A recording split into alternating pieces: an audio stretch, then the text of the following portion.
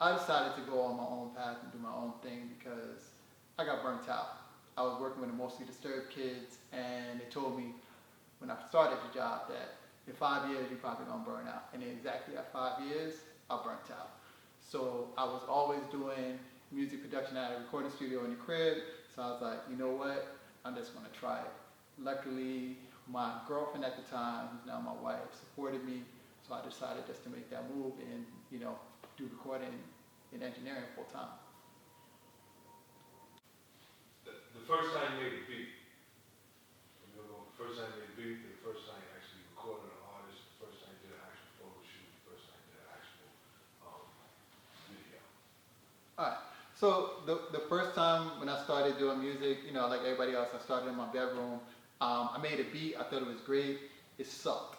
It was like awful. It was like some where did you zero talent. But that didn't stop me. It's like you start progressing. And the same thing I look at when I did like my first recording session. If I listen back to it now, it was like the worst. But luckily, I was just recording like my people, so it wasn't like something I was getting paid for. And that's how I got my chops. I learned from working with people who would deal with my whackness.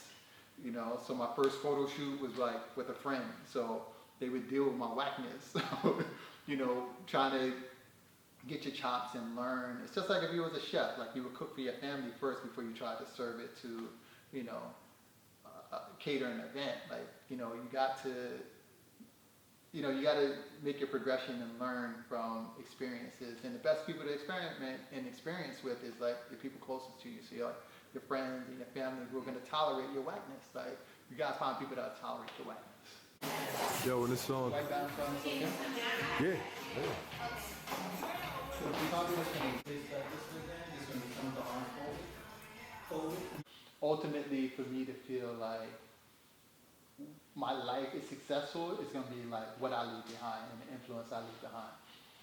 I'll feel successful is if I die and there's a bunch of snot bubbles coming out of people's noses and a bunch of tears because they're going to miss me and the stuff that I contributed while I was here.